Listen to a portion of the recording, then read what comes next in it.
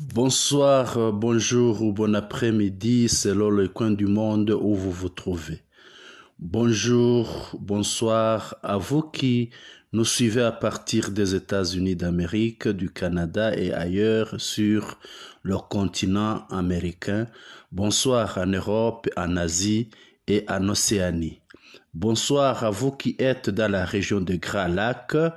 Bonsoir au Burundi, bonsoir au Rwanda, à Goma, à Rutshuru, à Kanyabayonga, Ndoluma, à Kichanga, à Mweso, à Gashuga, à Karembe, bonsoir à Mushaki, à Matanda, à Kagundu, Rubaya, Bweramana, Kiroche, bonsoir à Sake, bonsoir à Bihambwe, bonsoir à Kasehe, bonsoir à Kitsumbiro, bonsoir à Hutwe, bonsoir à Kibabi, bonsoir à Arimbongo, à Rutoki et à Kavumu. Bonsoir à Mema, bonsoir à Gisumba. Bonsoir à tous et bienvenue aux ondes de radio-télévision Nourouya Mashariki. Voici les principaux titres de notre édition française du 22 décembre 2024.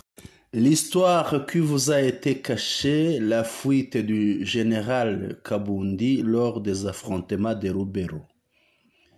Situation en ville de Goma. Situation en territoire de Masisi. Affrontement en territoire de Lubero. Hypocrisie de Kinshasa envers le peuple Banyamulenge. Tshisekedi visite son ami de Bujumbura. L'histoire qui vous a été cachée, la fuite du général Kabundi lors des affrontements de Lubero. Depuis que l'on a vu le véhicule du général Kabundi s'enflammer à Lubero, le général était encerclé par les lions de Sarambwe. Pour se sauver, il a ôté son uniforme militaire et sa radio de communication, les a jetés avec toute chose pouvant l'identifier comme militaire et a mis un t-shirt en civil et un pantalon training et s'est sauvé après avoir jeté tous ses effets militaires, identitaires et sécuritaires. 40 de ses gardes de corps sont tombés sur le champ et le général Kabundi a su se sauver, mais il serait blessé et en train de subir des soins. Voilà pourquoi on ne parle plus de lui aux lignes de front. Aujourd'hui, l'uniforme, la radio de communication et tous les effets militaires du général Kabundi sont dans les mains de l'ARCM 23. C'était aux environs de Arimbongo. Situation en ville de Goma. Aujourd'hui, en la date du 22 décembre 2024, le matin, vers 8h25, l'engin aérien de FARDC Sukhoi 25 a survolé les airs de Goma, la capitale de la province du Nord Kivu, de l'Est de la République démocratique du Congo. Le Sukhoi n'a pas fait de long trajet. Les services de renseignement de FARDC avaient menti que les engins de défense aériens de l'ARCM 23 étaient en panne. Et le Sukhoi 25 allait tester cette information, mais son tableau de bord a marqué danger lorsque le Sukhoi était encore dans les airs de Goma et il est rentré atterrir à l'aéroport de Goma. Situation en territoire de Masisi. Tôt aujourd'hui, en cette date du 22 décembre 2024, vers 4 heures, les FARDC et supplétifs sont descendus de Gatare à un endroit communément appelé Bidegede et voulaient attaquer à Gisuma. Ils ont été frappés sans pitié par l'ARCM 23. Des corps des militaires FARDC et alliés tombés sur place étaient acheminés par moto au siège du territoire de Masisi. Nous avons appris d'une source sur place que même l'officier qui commandait ces éléments FARDC y aurait laissé la vie. La RCM 23 a récupéré sur place une radio de communication qui était utilisée par le commandant des FARDC, 4 chargeurs pleins de balles et une arme AK-47. Affrontement en territoire de Lubero. Des bombardements retentissent depuis hier et ont continué en territoire de Lubero, précisément en périphérie de Nduluma et Kitsumbiro. C'est purement un embrasement. Des lignes de front n'ont pas bougé ni aujourd'hui ni hier. Des vidéos et des images de blessés en train de subir des soins et de Wazalendo en train de bombarder n'était qu'un jeu des FARDC et Wazalendo. Pas de position récupérée de tous côtés, c'est de la propagande.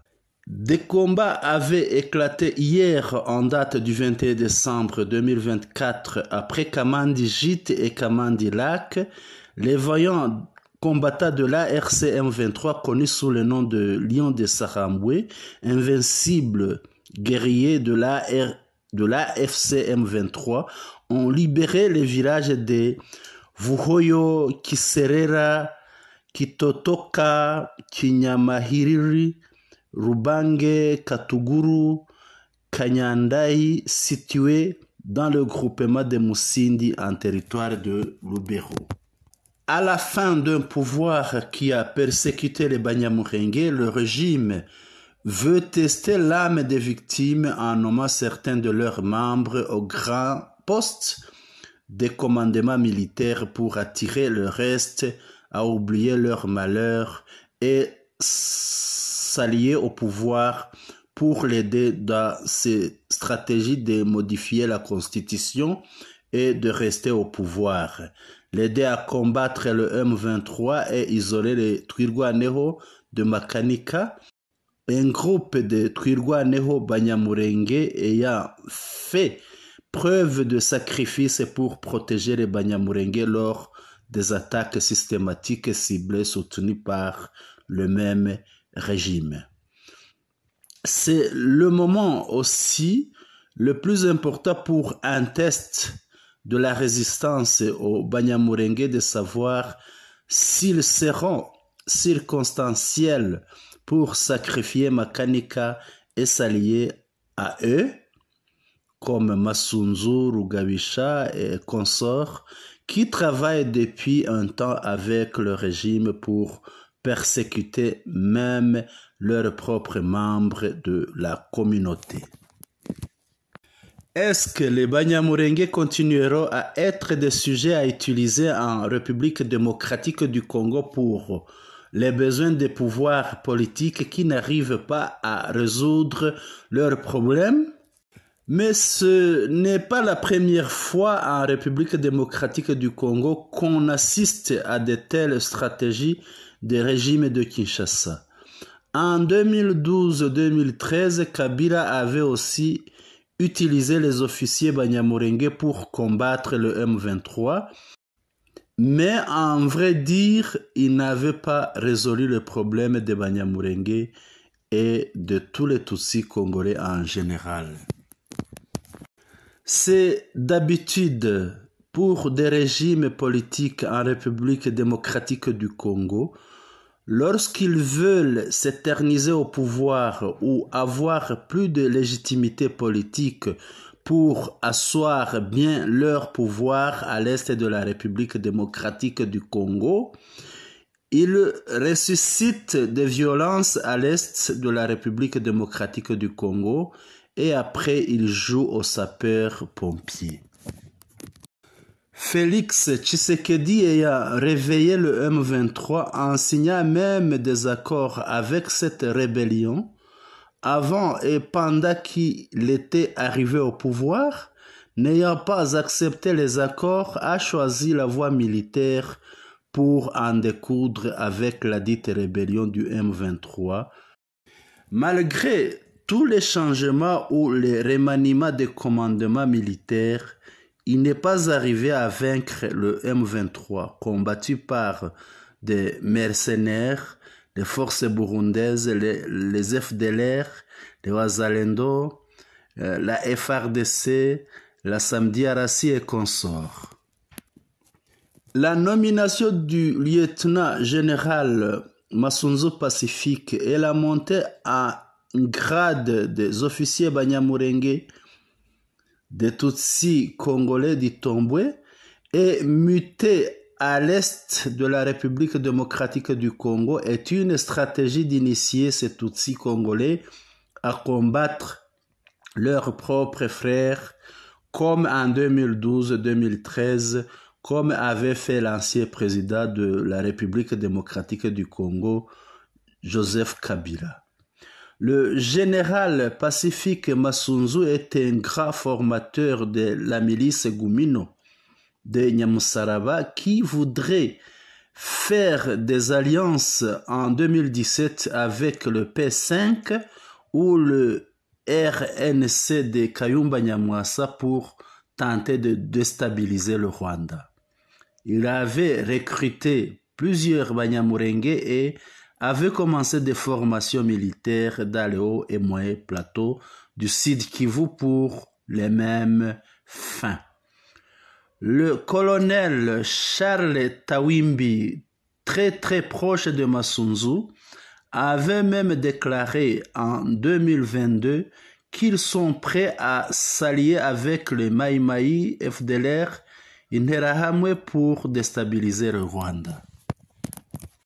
Le colonel Rugabisha, sous ordre de Masunzu, promis général, a travaillé dans la zone de Minembwe et a participé dans les attaques systématiques contre ses propres frères Banyamulenge en travaillant avec les Mai Mai pour combattre le groupe d'autodéfense Banyamulenge, notamment le Twirwaneho.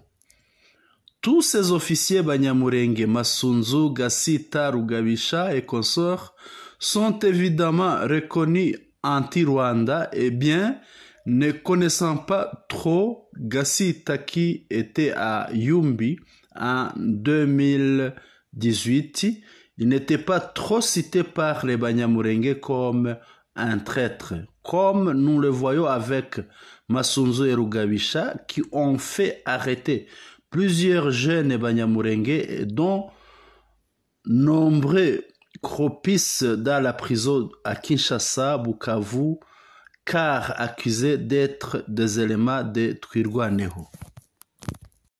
Tshisekedi visite son ami de Bujumbura.